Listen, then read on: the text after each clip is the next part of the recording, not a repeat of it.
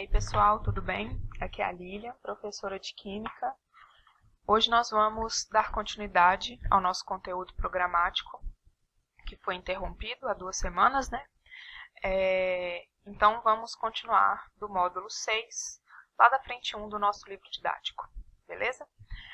Hoje a gente vai falar um pouquinho sobre a lei da conservação da massa, também conhecida como lei de Lavoisier. Mas antes da gente falar da lei de Lavoisier em si, nós temos que pensar um pouquinho sobre as leis das combinações químicas. O que é isso? São leis que são formuladas a partir de resultados laboratoriais, né? Então, de resultados de experimentos. Lá no início do ano a gente conversou um pouquinho sobre o método científico e nós falamos que tanto a observação de resultados experimentais quanto a formulação de leis fazem parte desse método. Então, nós vamos trabalhar com as leis das reações, que vão se apresentar para a gente de 2 formas diferentes. A primeira delas são as leis ponderais, que são as leis de Lavoisier e de Proust, que dizem respeito às massas, ou seja, são leis estabelecidas a partir do estudo da relação entre as massas dessas substâncias presentes na reação química. Hoje a gente vai focar na lei de Lavoisier e mais para frente, no próximo módulo, nós vamos aprender um pouquinho sobre a lei de Proust. Depois nós temos as leis volumétricas, que dizem respeito aos volumes gasosos, ou seja, volumes de substâncias que se apresentam no estado gasoso em uma reação química. Mas quem foi Lavoisier, né? Por que tão importante para a química? Bom, Lavoisier foi um químico francês que viveu no século XVIII. Ele é conhecido como o pai da química moderna, o fundador da química moderna. Na verdade, ele iniciou a carreira dele no direito, ele estudou direito, mas, segundo biografias, ele sempre gostou da ciência, então ele se dedicou à vida a experimentação, e foi ele quem provocou uma mudança grande na química, né? na perspectiva da química como ciência. Antes ela tinha uma perspectiva mais qualitativa e ele deu tons mais quantitativos a essa ciência. Então, trabalhando de uma forma mais sistemática, com instrumentos de precisão, metodologia mais rigorosa nos experimentos, e através das descobertas dele, ele é considerado o pai da química moderna. Bom, o que Lavoisier traz para a gente nessa lei de conservação das massas? Eu acredito que todos vocês já tenham escutado a lei dele em algumas outras palavras, que é: na natureza nada se cria, nada se perde, tudo se transforma, né? De uma forma mais elegante e falando do nosso principal objeto de estudo, que são as reações químicas, Lavoisier diz que numa reação química realizada em recipiente fechado, e aí a gente tem que destacar bastante essa parte, recipiente fechado, guardem isso que a gente vai falar um pouco mais para frente sobre esses recipientes. Então, numa reação química em sistema fechado, a soma das massas dos reagentes é igual à soma das massas dos produtos. Então, a gente vai ver um exemplo aqui. Por enquanto, nós não vamos nos preocupar com a fórmula das substâncias, tá? A gente vai pegar essas substâncias escritas por extenso mesmo, o nome delas, e a gente vai se apegar principalmente à massa, à quantidade delas no nosso sistema, tanto no estado inicial quanto no estado final. Então, a partir de um experimento simples e ilustrativo aqui, a gente vai entender um pouquinho mais sobre a lei de conservação das massas. Bom, esse experimento, ele mostra para a gente 2 soluções diferentes. Então, aqui eu tenho água e iodeto de potássio, aqui eu tenho água e nitrato de chumbo. Do lado de cá, essa solução tem uma massa igual a 650 gramas, e do outro lado nós temos 700 gramas dessa segunda solução. Essas 2 soluções inicialmente estão separadas, e quando a gente vira esse recipiente, essas duas soluções vão se misturar. Eu sei que houve ocorrência de reação por causa da cor da solução final, da minha mistura final. Aqui ela está amarela, é uma cor diferente da inicial, então mudança de cor é uma evidência de reação. E se a gente reparar na massa, aqui ó, é a massa final, é a massa inicial, desculpa, também do nosso sistema, né? A soma dessas duas massas. Bom, mas e quando eu falo em termos de reação química? A gente tem a reação escrita por extenso, então o iodeto de potássio, cuja massa é dada por M1, nitrato de chumbo com a massa M2, o iodeto de chumbo, massa M3 e o nitrato de potássio, que são os produtos formados com massa M4. Lavoisier fala o seguinte, que a massa dos reagentes, então M1 mais M2, vai ser igual à soma da massa dos produtos, então M3 mais M4. Ou seja, a gente pode falar que a massa dos reagentes é igual à massa dos produtos. Para a gente, nesse experimento aqui, fica muito óbvio que essa massa vai se conservar quando a gente pensa que esse recipiente está fechado, ou seja, não escapou nenhuma solução para fora, não teve acréscimo de nenhuma solução no recipiente. Então, parece meio óbvio essa conservação da massa.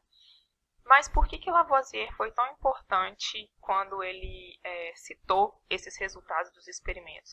Porque até então, a maioria dos experimentos eram feitos em sistemas abertos, ou seja, em recipientes abertos. E isso, vários dos fenômenos observados eram fenômenos que aconteciam na natureza e também, obviamente, aconteciam em sistemas abertos.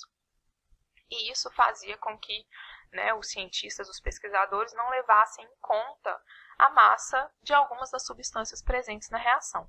Então, por exemplo, aqui a gente tem a queima da madeira. Então, vamos pensar aqui no nosso sistema inicial, os nossos reagentes. A gente tem a madeira no estado sólido e quando uma substância entra em combustão é porque ela está reagindo com o oxigênio.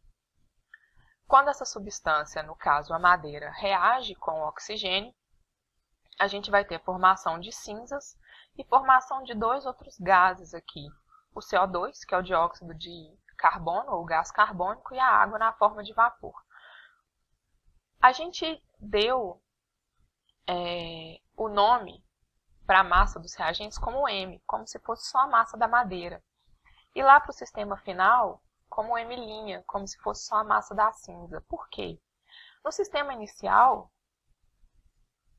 o oxigênio ele não está sendo contabilizado, né? O oxigênio está presente no ar. Se essa queima for feita em sistema aberto, o oxigênio está presente no ar. E ele não é contabilizado na massa inicial. A gente não sabe qual a massa de oxigênio vai ser usada. Da mesma forma que quando são formados CO2 e água, a gente também não sabe a massa desses gases que estão sendo formados, uma vez que a fumaça escapa e se mistura com o ar atmosférico.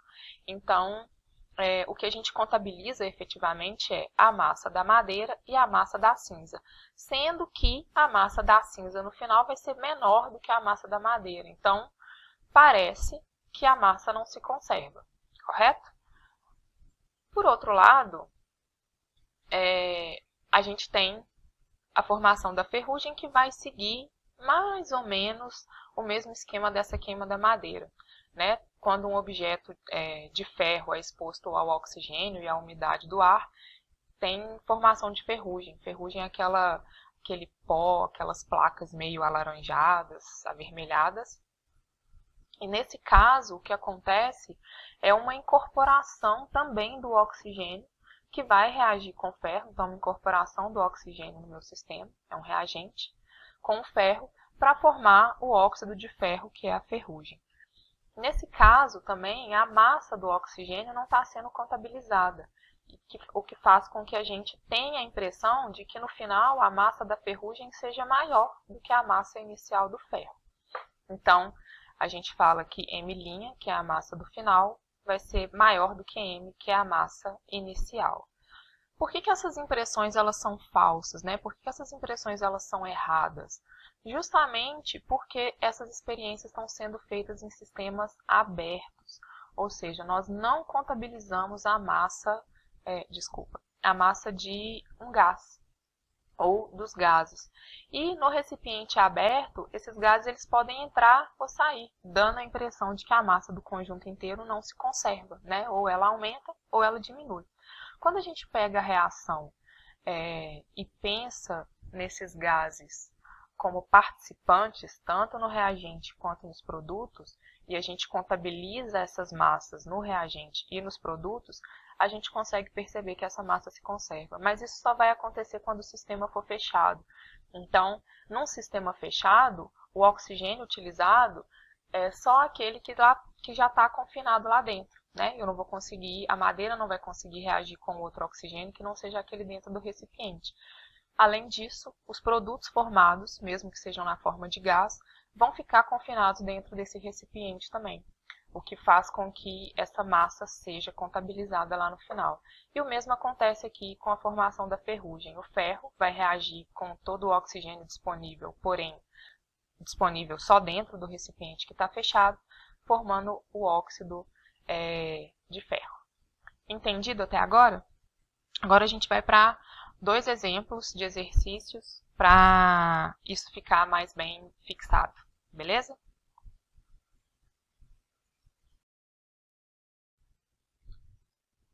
Bom, pessoal, agora voltando com exemplos para a gente poder fixar um pouquinho do conteúdo visto, né, sobre a lei de conservação das massas de Lavoisier. Esses 2 exemplos que eu vou resolver junto com vocês agora são exercícios lá do livro de teoria, então depois que o módulo 6 acaba, vocês têm alguns exercícios, então se quiserem acompanhar e resolvê-los já no livro, vai ser ótimo para já irem deixando tudo completinho, beleza? Então, o primeiro deles fala o seguinte: o hidrogênio, H2, é o combustível do futuro. A combustão de 1 kg de H2 libera uma quantidade de calor cerca de 3 vezes maior do que a liberada na combustão de 1 kg de gasolina com 20% de etanol. Aqui ele só está ainda comparando, né, o hidrogênio como combustível em relação à gasolina, ou seja, a quantidade de calor que cada um desses combustíveis libera. Na combustão, o hidrogênio combina-se com o oxigênio, a gente já falou antes, né, que nas reações de combustão o oxigênio tem que estar presente nos reagentes, então o hidrogênio vai se combinar com o oxigênio, formando água. Então a gente tem essa reação que foi fornecida no exercício, nós temos os reagentes aqui antes da setinha e os produtos aqui depois da seta. Então como reagentes nós temos hidrogênio e oxigênio e como produto nós temos água. E aí o exercício pergunta para a gente o seguinte: comparando-se reagentes e produtos, nós podemos dizer que eles apresentam igual número de átomos, ou igual número de moléculas, ou igual massa? Então, pausem um pouquinho aí o vídeo, por favor, resolvam esse exercício, tentem resolver sozinhos, e aí depois vocês dão play novamente para a gente poder conferir a resolução, beleza? Então, fizeram? Foi tranquilo? Então, vamos lá. Primeira afirmativa aqui. O número de átomos é igual nos reagentes e nos produtos? O que vocês marcaram? Essa afirmativa é verdadeira, né? Se a gente contar quantos átomos de cada um dos elementos nos reagentes e nos produtos, a gente vai ver que sim, que é igual.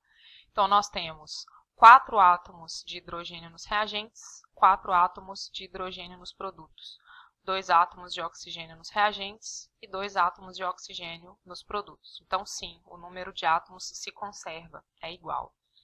E o número de moléculas? O que vocês falaram aí? Todo mundo sabe contar o número de moléculas? A gente olha o número de moléculas por esse número grande que vem acompanhando a fórmula da substância. Então, a gente pode ler que 2 moléculas de hidrogênio reagem com quando não tem número nenhum aqui, significa 1, uma molécula de oxigênio, formando 2 moléculas de água. Então, nós contamos 2 mais 1, 3 moléculas nos reagentes e 2 moléculas nos produtos. Então, o número de moléculas não se conserva. O que não tem problema, né? Porque o que vai conservar mesmo a massa é o número de átomos. Então, como numa reação química esses átomos eles se rearranjam, né? Eles sofrem quebra e formação de novas ligações, novas substâncias vão ser formadas, então não obrigatoriamente o número de moléculas tem que se conservar. Então essa afirmativa é falsa. E por último, a massa. A massa se conserva, né? Segundo a lei de Lavoisier, a massa se conserva numa reação química, mas mais do que isso, os átomos são as partículas, né? São as entidades que carregam a massa de uma substância. Se o número de átomos se conserva, a massa também vai se conservar. Então, é uma reação que obedece à lei de Lavoisier, né? Porque há conservação de massa, assim como todas as outras.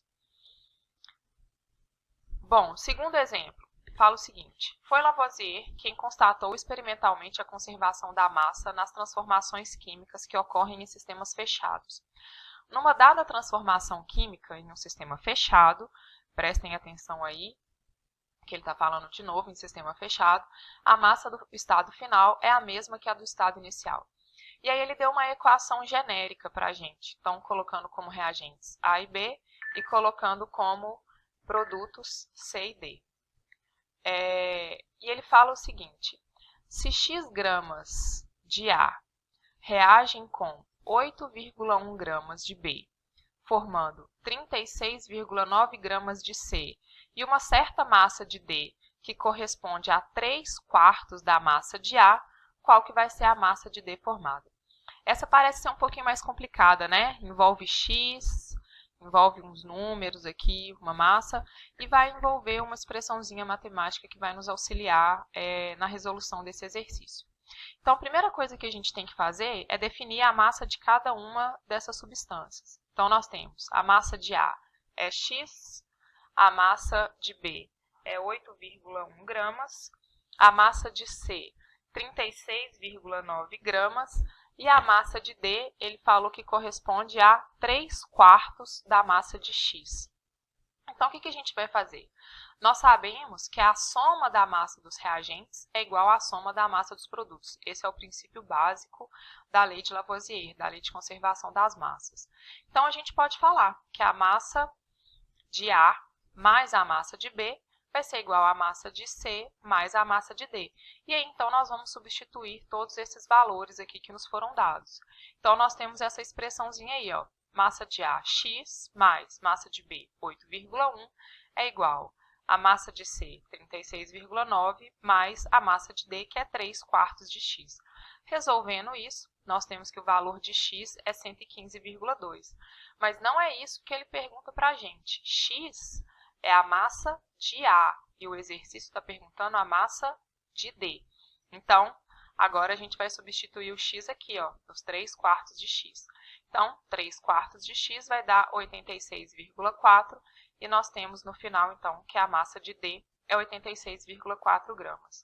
Como que eu posso conferir esse meu resultado para ver se minhas contas estão todas corretas? Eu vou somar.